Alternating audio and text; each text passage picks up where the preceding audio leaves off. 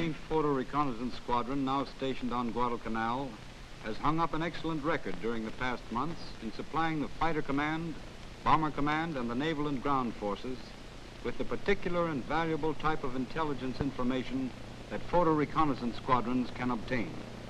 Due credit in the record goes to the converted P-38, called the F-5, used exclusively by this squadron.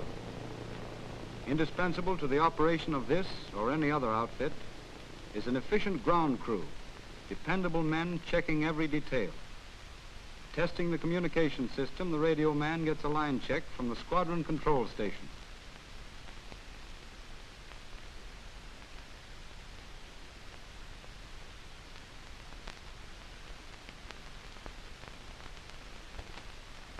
A maintenance man is responsible for the condition of the cameras.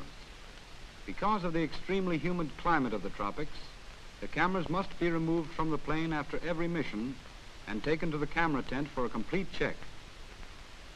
There are very few problems that a good maintenance crew and a good squadron cannot overcome. The 17th Squadron is blessed with a mechanical genius and prominent clubman who's the accredited field representative of everything. No matter how many letters after his name, they still spell laundry. He presides over a meeting of the Guadalcanal Washing and Clambake Association. His Rube Goldberg masterpiece, run by a small putt-putt and using a discarded Jeep transmission, not only solves the clothes washing problem, but turns a portable hand pump that carries water to a couple of discarded gasoline drums that drop the water that anoints the body beautiful. Over at the operations office, the pilots are alerted. They claim a good game of rummy keeps a man alert. Seen beyond them and sticking seriously to his job is the operations officer who never strays far from the telephone. Nearby is the operations board on which all missions are noted.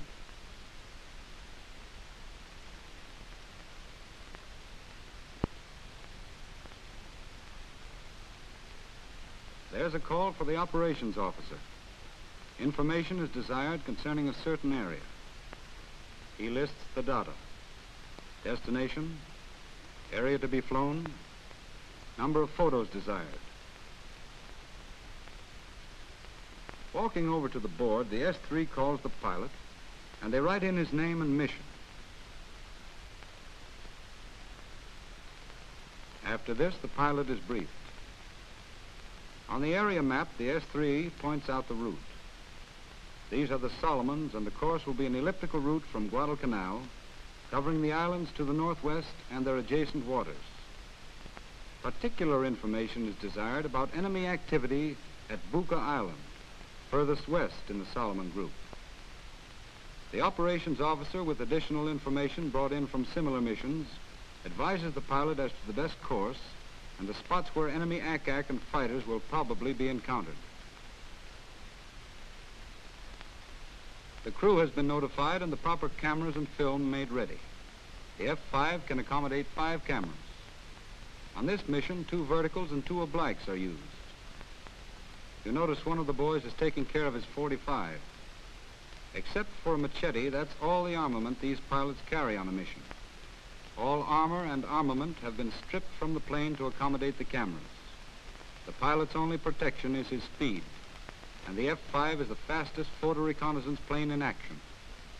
General Twining, commanding officer of the 13th Air Force, has stated that the 17th Photo Reconnaissance has already paid for itself by relieving heavy bombardment aircraft from reconnaissance missions on which several such heavy aircraft have been lost.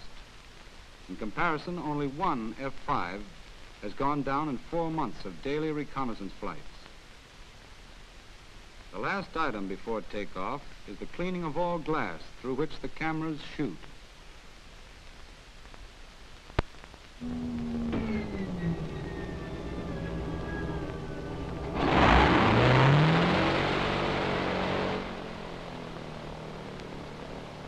It will be noted that only 1 belly tank is being carried on this trip.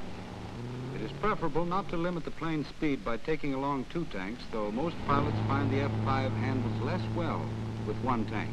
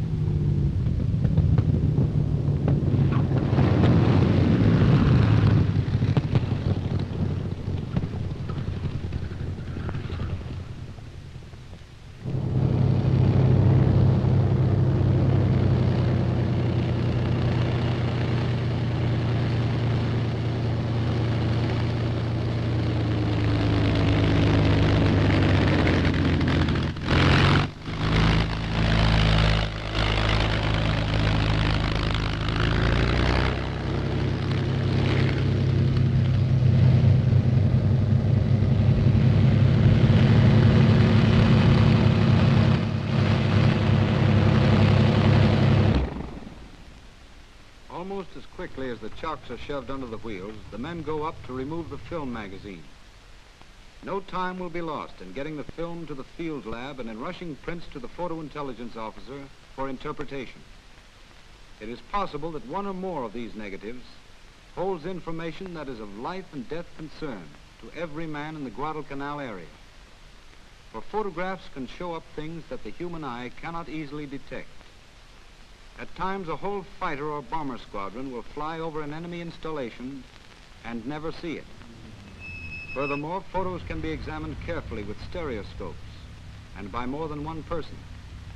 They can be checked with other photos taken previously to catch minute changes in the arrangement of the terrain and to detect carefully camouflaged installations. Over the smooth boulevards of Guadalcanal, the magazines are rushed into the portable laboratory for development and printing.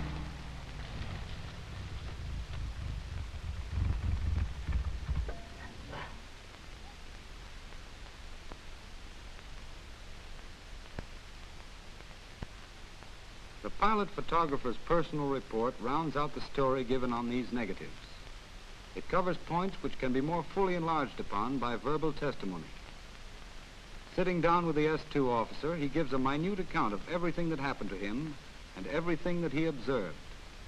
He reports that the weather was good all along the line and that he got good pictures of the shipping in the Shortland area. They walk over to the large map and he points out that he flew over these two islands to reach his objective at Tonelay. He saw two ships at Tonelay which he believes were merchantmen. There was also a destroyer over at Shortland Island and another large vessel, probably a transport, unloading. The S2 officer, with a background of intelligence coming from dozens of other sources, puts this new information into a well-rounded picture of enemy activity over a large area.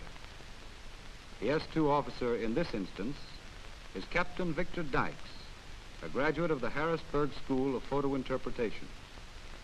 Organizing the intelligence which the pilot has brought in, he telephones Wing A2 and gives them a digest of the report. He adds that the pilot promises good photographs and they should be in their hands in a few minutes. Over at the lab, it has been 15 minutes from the time the plane touched the ground, and there are the first prints coming out. A portable lab with men specially trained for field work has rushed these prints through with speed and care. The lab men give the photographs a preliminary check before sending them to Wing A2.